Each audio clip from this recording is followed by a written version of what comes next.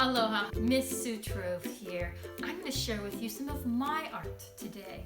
This is a painting that I did up inside Haleakala crater. I hiked to this spot, one of the quietest places on the planet, and painted what I saw.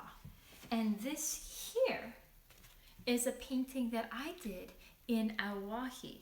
This is up above Ulupalakua, where they are replanting a dry land native forest. And after I helped planting trees, I found a spot where I could paint one of the oldest trees of the forest and then all the younger growth coming up around it. When I make my art, I always use the elements of art. These are the ingredients that go into every work of art that an artist makes. One of the elements of art that I use is color.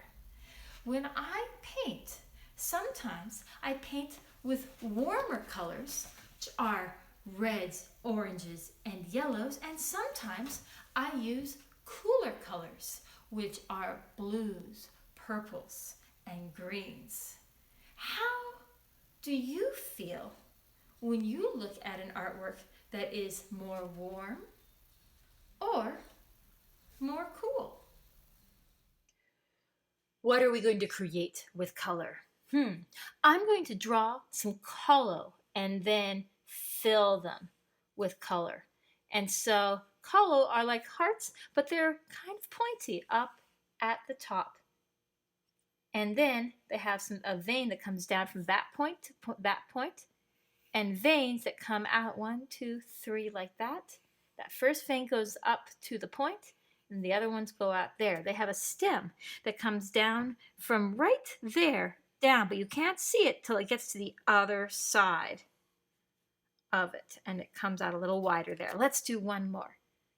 Down, up, and then down. Everyone is going to grow a little bit differently, so however yours turned out is fine. And so there we go, there we go. And then from right here, coming down, is the stem. And these are growing in a lo'i, in a taro patch, and so there's going to be ripples of water around them. And these are like ovals that sometimes they stop and they start again, and then whenever it hits the stem, it stops and starts up again there. There we go. So now we need to do our color. I love painting, but I don't have any paint today. I have markers. But here's the thing. With markers, you can paint. You want to check and see that it's the right kind of markers.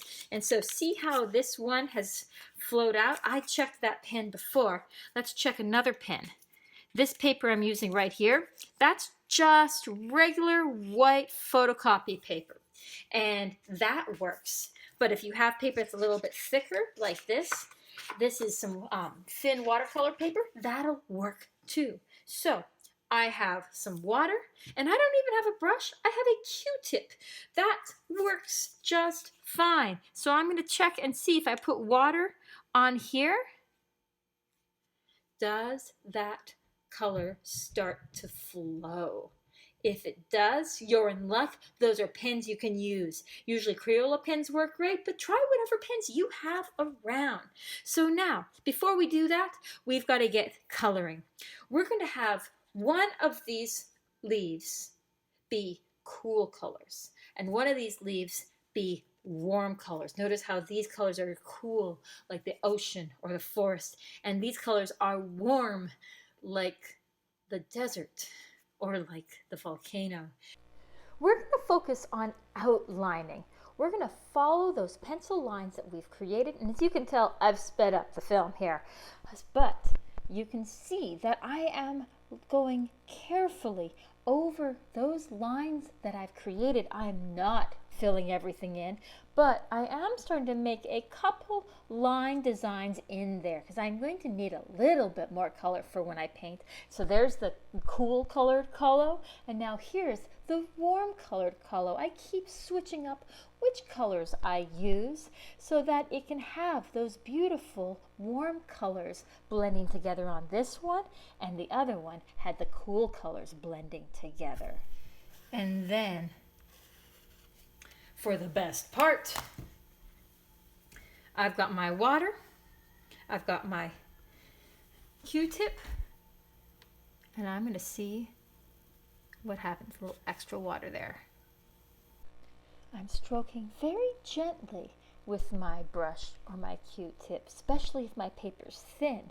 And I am picking up where I put the color down with my pen and spreading it into the other areas. And look how those colors flow. Look at how they blend and make this kalo amazing with those cool colors, those greens, blues, and purples, all blending together like paint.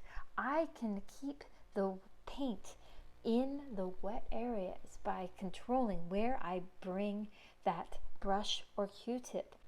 And then I can go on to the warm colored kalo. I'm going to use the other side of my Q-tip to keep my warm and cool colors separate. And again, wow, look at what those colors do. Reds and oranges and yellows all flowing together. That red is really strong and that yellow is lighter, and so it's flowing in, making it an orange. And if I want to be careful about having that yellow lighter, then I want to make sure that I'm using clean water and maybe a clean Q-tip, but also, I can just let it be the beautiful colors that come together here on this warm colored kalo leaf. Isn't that fantastic? Now let's play with the ripples in the water of the lo'i. This is where the colors are going to come together underneath the cool colored lo'i with the blues, greens, and purples are going to be blue, green, and purple ripples. Water is not just blue, even though I'm starting with blue right now, but it is a mirror. It reflects whatever colors are around it. So I'm going to put all these cool colors underneath the cool colored lo'i, and I'm just making these careful lines, and it takes a bit, so that's why I sped up the film and putting the warm colors around the other side. And because the ripples do move, I do have a couple of the cool colors on the warm side and the warm side on the cool. And then, just like before, I go back in with that water and I get to paint. I get to very carefully think about, where do I want to bring the water? I'm not getting it wet everywhere. I'm deciding what spots are going to blend together and what parts will stay white. I don't want the water to touch the stems of my kalo, or those colors will start to bleed everywhere. With this, I've created a beautiful expression of kalo using warm and cool colors. What will you create using warm and cool colors?